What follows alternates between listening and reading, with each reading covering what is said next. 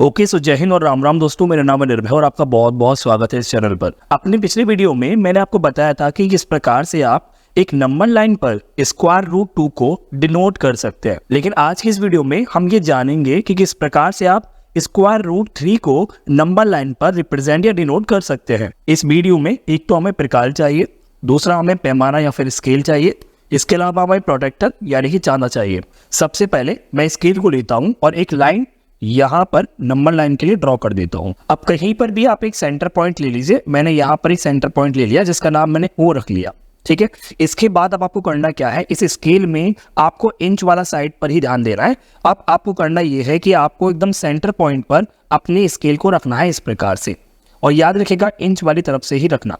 मैं स्केल को number line पर सेट कर लेता हूँ और आप यहाँ से यहाँ तक जो डिस्टेंस है वो 1 यूनिट का हुआ, यानी कि 1 इंच का हुआ। एक और यूनिट जितना आपकी जरूरत है आप उतना कर लीजिए। इस पहले वाले पॉइंट को जो मैं नाम देता हूँ वो ए दे देता हूँ, कोई दिक्कत थोड़ी है। अब आपको करना क्या है कि आपको एक परपेंडिकुलर ड्रॉ करना है इस ए पॉइंट पर। तो उसके लिए क्या करना पड़ेगा, आपको एक प्रोटेक्टर चाहिए और इस ए पॉइंट पर आप प्रोटेक्टर को रख दीजिए। इस प्रकार से रखने के बाद हम इस पर एक परपेंडिकुलर ड्रॉ कर रहे हैं ए पॉइंट पर, तो उसके लिए हमें 90 डिग्री को देखना पड़ेगा जो कि एकदम ऊपर होता है। 90 डिग्री जहां पर है आपका ऊपर, वहां पर आप एक पॉइंट लगा दीजिए। पॉइंट लगाने के बाद आप स्केल लीजिए और स्केल में इस वाले पॉइंट और इस वाले पॉइंट को आप मैच करा दीजिए। इसे ही सीध पर होना चाहिए, लेकिन आपको इस पॉइंट से इस पॉइंट को नहीं मिलाना है। आपको करना क्या है, इस स्केल को आप नीचे लेकर जाइए और केवल 1 यूनिट के डिस्टेंस पर ही आपको परपेंडिकुलर ड्रॉ करना है, यानी कि 1 इंच ही इसकी लेंथ होनी चाहिए। क्लियर है। अब मैं अगर इस पॉइंट को पॉइंट नंबर बी मान लूं तो ओ से ए तक का जो डिस्टेंस था वो आपका 1 इंच यानी कि 1 यूनिट था। इसी प्रकार से ए से बी तक का जो डिस्टेंस है वह भी आपका 1 ही इंच यानी कि 1 ही यूनिट है। अब अगर मैं ओ और बी को मैच करा दूं इस प्रकार से, तो आपको देखने को मिलेगा कि ये जो है ना एक राइट एंगल ट्राइंगल बन गया। अगर ये एक राइट एंगल ट्राइंगल है तो ये बी बेस हो गया, ये परपेंडिकुलर हो गया यानी पी हो गया, और ये आपका एच हो गया। तो अब हमें एच की वैल्यू को फाइंड आउट करना है। ये आपने पिछली वीडियो में भी देखा होगा। तो यहाँ पर अब आप पाइथागोरस थ्योरम का यूज कर सकते हैं। वो क्या थी कि h square is equal to p square plus b square. ये आपका पाइथागोरस की थ्योरम थी। अगर मैं इस स्क्वायर को यहां लेकर जाऊंगा तो h इक्वल हो जाएगा इसके स्क्वायर रूट में p square plus b square के। अब हमें बस सिंपल सा इस वाले फॉर्मूला को यहां पर पुट कर देना है ताकि हमारे पास h की वैल्यू आ जाए। So h is equal to square root p square, p यानी कि परपेंडिकुलर जो कि आपका ए और बी है, तो p कितना है आपका 1 है, तो 1 का स्क्वायर प्लस b का स्क्वायर यानी कि बेस का स्क्वायर जो कि 1 है ऑल्सो, तो 1 का स्क्वायर।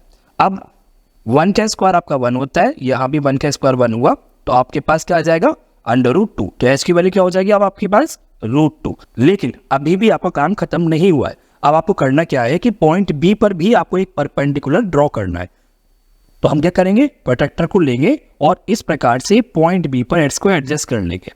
एडजस्ट करने के बाद क्योंकि परपेंडिकुलर आपका 90 डिग्री दिखेगा, तो 90 डिग्री दिखने के बाद यहाँ पर आप एक पॉइंट लगा दीजिए। क्लियर है। इसके बाद अपने स्केल को लीजिए और यहाँ पर भी आपको एक 1 यूनिट का डिस्टेंस लेना है और आपको परपेंडिकुलर की लेंथ को यहाँ पर ड्रॉ कर देना है। याद रखिएगा 1 यूनिट ही आपको लेना इस प्रकार से। ठीक है। अब आपको करना क्या है कि अगर मैं इस वाले पॉइंट को पॉइंट सी मान लूं तो मैं इसको ओ से मैच करा सकता हूं कुछ इस तरीके से। अब अगर थोड़ा सा आप ध्यान से देखेंगे तो यहां पर एक और राइट एंगल ट्राइंगल बन गया ओ बी सी। यहां पर बी और ओ जो है यानी कि ओ और बी जो है वो आपका बेस हो गया, और बी और सी जो कि 1 यूनिट का है 1 इंच का है वो आपका परपेंडिकुलर हो गया, और सी और ओ ये आपका फिर से एच हो गया। तो आपको फिर से यहाँ पर एच की वैल्यू को फाइंड आउट करना पड़ेगा। तो कैसे करेंगे, देखिए यहाँ पर ओ और बी के कितना डिस्टेंस है अब आपके पास अंडर रूट 2 है, बी की वैल्यू कितनी है रूट 2 है। इसी प्रकार से बी और सी जो कि परपेंडिकुलर है, पी की वैल्यू कितना हो गया 1 हो गया। एच की वैल्यू आपको पता नहीं है, पता करनी है। तो अब हम क्या करेंगे, दोबारा से पाइथागोरस थ्योरम में इसको पुट कर देंगे। क्या था आपका वो, h equal to root p square plus b square. Clear. अब पी का स्क्वायर कितना यानी कि 1 का स्क्वायर, इसी प्रकार से बी का स्क्वायर यानी कि अंडर रूट 2 का स्क्वायर, और इन दोनों का स्क्वायर रूट। 1 का स्क्वायर होता है आपका 1 और रूट 2 का स्क्वायर यानी कि 2 और अंडर रूट इसके ऊपर 1 और 2 कितना हो जाएगा अब आपका रूट 3, यानी कि एस माने एच की जो वैल्यू निकल कर आई वो रूट 3 आई। अब आपको लेनी है एक प्रकार लेने के बाद ओ से सी तक की जो डिस्टेंस है उसको आप इस प्रकार से नाप लीजिए और नापने के बाद आप नीचे की तरफ जाइए और यहाँ पर एक आर्क को ड्रॉ कर दीजिए और ये यहाँ पर इसको इंटरसेक्ट कर देगा। नंबर लाइन पर ये जहाँ भी इंटरसेक्ट करता है वहाँ पर एक पॉइंट बना लीजिए और इस पॉइंट के कोई भी आप नाम दे सकते हैं। फॉर एग्जाम्पल मैंने इस पॉइंट को नाम डी दे दिया, लेकिन यहाँ पर अभी आप ध्यान दीजिए पॉइंट ओ से सी तक जितना भी डिस्टेंस है यानी कि रूट 3 है, वही सेम डिस्टेंस आपका ओ से डी तक भी है। यानी कि अगर ओ से सी का डिस्टेंस रूट 3 है तो ओ से डी का डिस्टेंस भी तो रूट 3 ही होगा, यानी कि यहाँ से यहाँ तक का जो डिस्टेंस है वो आपका रूट 3 है। तो इस प्रकार से दोस्तों आप नंबर लाइन पर अंडर रूट 3 को डिनोट कर सकते हैं। आई होप आपको ये वीडियो पसंद आई होगी। अगर ये वीडियो पसंद आए तो प्लीज़ लाइक शेयर सब्सक्राइब आप कर दीजिए, क्योंकि मैं आपके लिए ऐसी वीडियोस लेके आता रहता हूँ।